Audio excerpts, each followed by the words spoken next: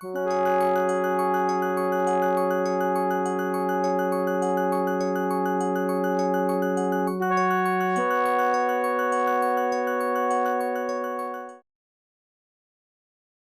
everyone to another edition of Play It Through, and on this edition it's Marble Madness, brought to us by Electronic Arts.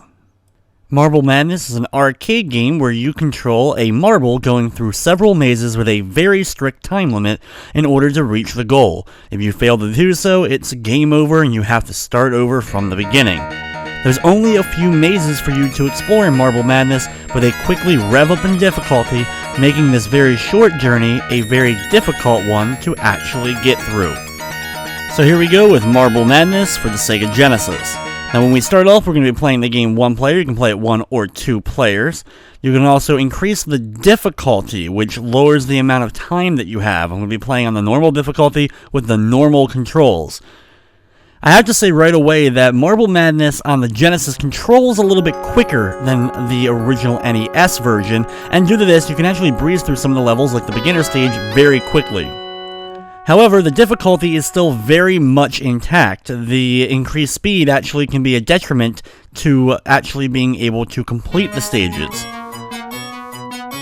You have to be very careful, of course, while controlling the marble, that if you fall off any ledges, you will be dizzy for a short period of time, or too great of a fall will cause the marble to break, and you're going to lose a good amount of time during that.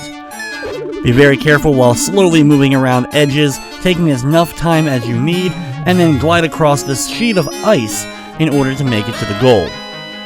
Before we start level 3, I have to address the sound. While I enjoyed the sound in the NES version, the Genesis version has one of, if not the worst sound ever in a licensed video game on the NES, SNES, or even Sega Genesis.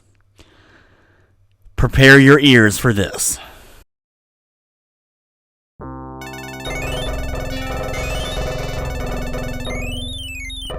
Level 3, the intermediate course, is where things start to really rev up. You're introduced to these weird creatures that are going to try to eat your marble, and you'll have to go quickly by them, and then you'll have acid on the ground that you're going to have to avoid as well before going down this tube, and then down a series of ramps. Now here you're going to have these big bumps, and you have to get in between them in order to get over to the far right side, and then you can easily make it to the goal. But I want this song to sink in for a second.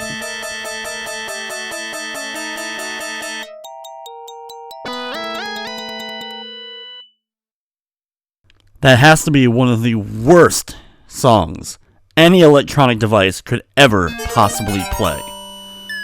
Thankfully, the music through the rest of the levels, including when we make it into the aerial race, definitely improves a bit. Still not as good as the NES version from Rare, but not nearly as bad as that last track. Be very careful here when you move into the catapult. You will be very dizzy when you land, so watch out for the marble not to get knocked off, and then you have to watch out for these things trying to push you upwards. Wait for them to stop, and then quickly go across the gap. Then, when you're making it across the next little small platforms, you just have to wait for the hammers to retract so that you can easily make it around to that goal. With that one part where you have to go across the gap, when you do so, of course, be careful because you're going to probably end up being dizzy, so you don't want to accidentally keep moving. Once you make that jump, wait a second for the dizziness to go away before continuing on. The next race is easily my favorite, as you're going from the bottom to the top instead of the other way around. Be very careful of the acid and other creatures here in the little area before going through the tubing and going into this left side. Maneuver your way around until you're up here, where you're going to hear another annoying sound effect of the game, these birds. Also, with the annoying sound effect from the birds, you also get a very slow frame rate due to how much is on screen at one time, and due to this, you can easily maneuver between the birds, get past them, and then up the ramp, and once they're off screen, the noise will finally stop. Then just finish up the level by going down the ramp into this area, over to the goal, and move on to the last stage of the game.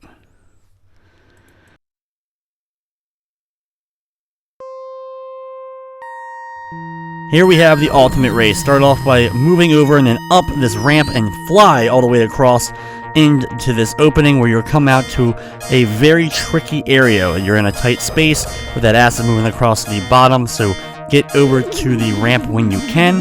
Avoid a couple of those weird creatures. If you run into one, they will make you dizzy.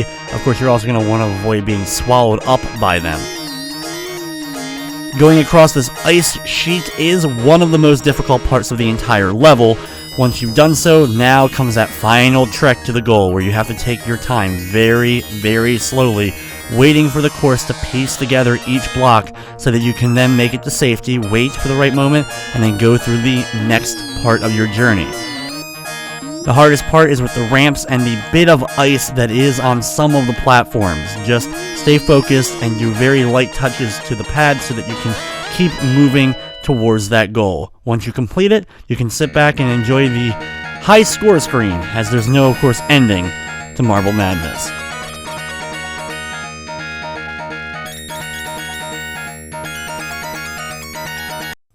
After a blindingly red screen, we then get to enter our name at the high score screen and get to see how our score racks up against all the default scores.